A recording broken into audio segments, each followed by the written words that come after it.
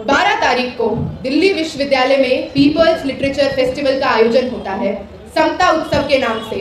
और वहाँ पे आप देखेंगे कि देश में यूजीसी रेगुलेशंस की जो लड़ाई चल रही है उसको लेकर हम लोगों ने तमाम historians, prominent professors, social justice की लड़ाई में जो मुखर रूप से लोग आज लड़ रहे हैं उन लोगों को बुलाया।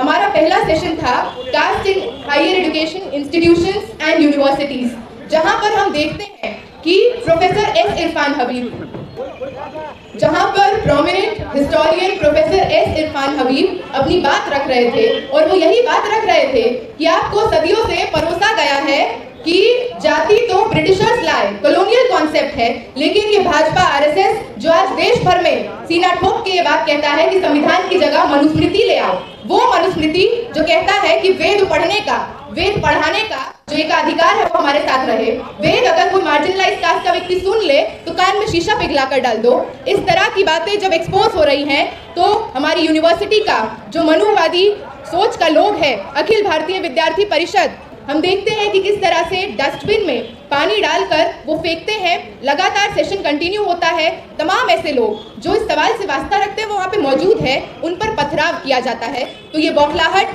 12 तारीख से हम देखते हैं शुरू हो चुकी होती है।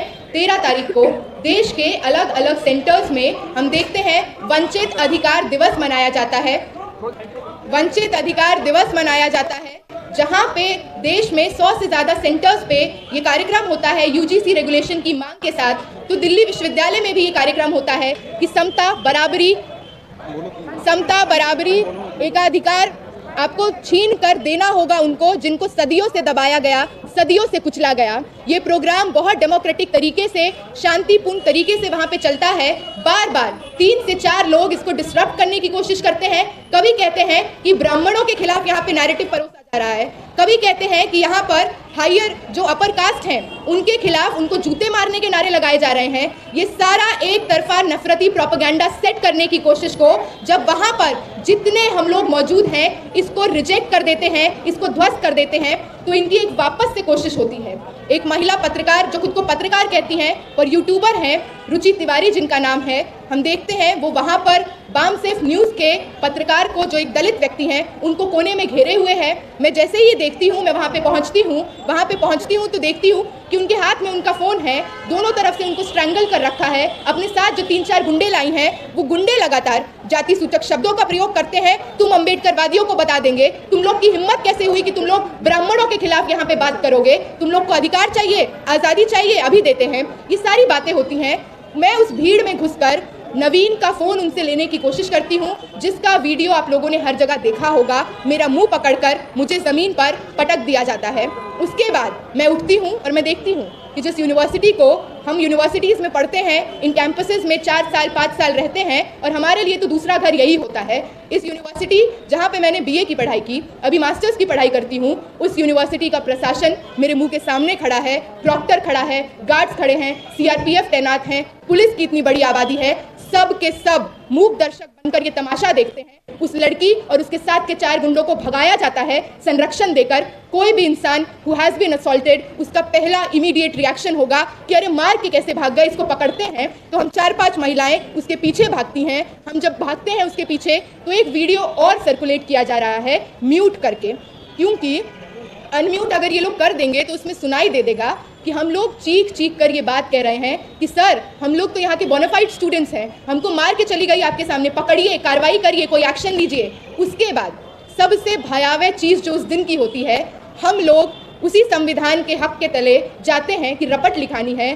देश के न्याय व्यवस्था पर विश्वास करते हुए जो लोग कहा जाता है कि हमारी संरक्षण के लिए हैं, सुरक्षा के लिए हैं, उस पुलिस स्टेशन में पहुंचते हैं। मैं और मेरे 4 साथी अंदर जाते हैं तो 50 से 55 की भीड़ में एक जनता है जिसका हमें नाम नहीं पता, बैकग्राउंड नहीं पता। हम वहाँ पे जाते हैं और तब भी हमको लगता है कि होगा कोई मैटर, हम लोग जाएंगे, अपनी बात रखेंगे। एसओचओ के कमरे के पास पहुँचते हैं और ज़ोर ज़ोर से वो भीड़ चिल्लाना शुरू करती है। ये वही लोग हैं जो अभी ब्राह्मणवाद के खिलाफ लड़ रहे थे, ये वही लोग हैं जिनको यूजीसी गाइडलाइंस चाहिए, पकड़ो इनको, मारो उनको। और उसी में आप देखेंगे कि हम 3 लोग उन लोगों के चपेट में आ जाते हैं, उस घेरे में आ जाते हैं। हमारे स्वेटर्स के 2 लेयर 3 लेयर जैकेट खुल जा रहे हैं, क्योंकि पूरी पुरुषों की भीड़ है और ऐसी भीड़ है जो शायद आपकी जान से ज़्यादा कुछ और चाहती नहीं है, उससे कम में नहीं मानेगी। उनको चाहिए कि आपको नोच दें, आपको पीट दें, आपको सबक सिखा दें। क्यों? क्योंकि आप बराबरी की बात करेंगे। जिनको लगता है कि दमन करना उनके बाप की बपौती है, आप उनसे छीन के अपना अधिकार लेंगे। वहाँ पे हम देखते हैं पुलिस के संरक्षण में उन गुंडों ने लगातार माँ बहन की गालियाँ दी, विविडली डिस्क्राइब किया how they would rape me and my friends, how they would beat us, how they would lynch us. Anjali की कबर खुदेगी के नारे लगते हैं। लगातार वो भीड़ 50 से 100 होती है, 300 होती है। गेट के बाहर खड़े होके ये लोग मुझे और मेरे साथी जो मेरे समर्थन में आए, चिंता में आए कि अंदर हो क्या रहा है, इतनी देर हो गई घर नहीं पहुंची है, उन लोगों को कहा जाता है देश के गद्दारों को गोली मारो सालों को। वहाँ पे ब्राह्मणवाद जिंदाबाद के नारे लगते हैं।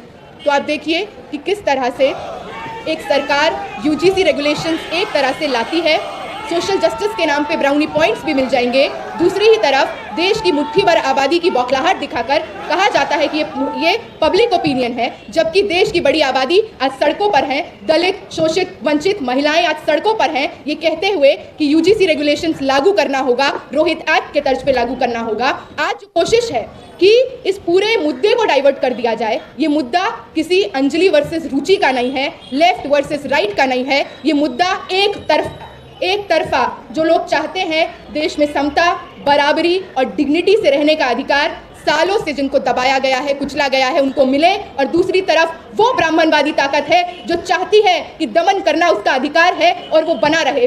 आज ये लड़ाई है CUET जैसे मॉडल से भी आप दाखिला भी रोकते हैं। गलती से जो कॉलेज में आ जाए, मैं जिस यूनिवर्सिटी में पढ़ती हूँ वहाँ पे आज टीचर्स के हाथ में 45% नंबर है, सरनेम देख कर नंबर दिया जाता है। गलती से कल को PhD क्वालिफाई कर लोगे तो तुम पे NFS की राजनीति होगी, नॉट फाउंड सूटेबल करार दिए जाओगे। इस देश के आंकड़े चीख चीख कर कहते हैं 13,626 स्टूडेंट्स ने SC ST OBC कम्युनिटी से ड्रॉप आउट लिया। लगातार ये सरकारी आंकड़े हैं, 118% कास्ट बेस्ड डिस्क्रिमिनेशंस बढ़े हैं।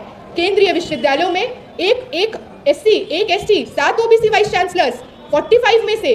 तो लगातार ये लोग को डर है कि UGC रेगुलेशंस पे देश भर में, पटना से लेकर इलाहाबाद, दिल्ली विश्वविद्यालय में जो आंदोलन चल पड़ा है, क्या देश के वंचित, क्या देश के शोषित सही में अपना अधिकार ले लेंगे क्या? ये इसकी बौखलाहट है और हम कहेंगे ये बौखलाहट बनी रहे। फोरम फॉर इक्विटी जिसने आज यहाँ पे अपना प्रेस कॉन्फ्रेंस किया, उसके साथ मिलकर आज इस देश में सामाजिक न्याय की लड़ाई को तेज करना है और इन लोगों के डिस्ट्रैक्शन, डिस्टॉर्शन और लोगों को डराने की पॉलिटिक्स को हम लोग एक साथ मिलकर शिकस्त देने जा रहे हैं। फैसला हमारे पक्ष में होगा, ये इस देश की जनता, वंचित समूह सुनिश्चित करेगी। आप सबसे अपील करती हूँ कि हमारी बातों को एम्पलीफाई करते रहिए और जो लोग सुन रहे हैं उनसे कहती हूँ कि सड़कों को आबाद करना हम करते रहेंगे। UGC रेगुलेशन रोहित एक्ट के तर्ज पर हम लेकर रहेंगे। शुक्रिया। ऐसी और खबरों के लिए बोल मीडिया को फॉलो करें।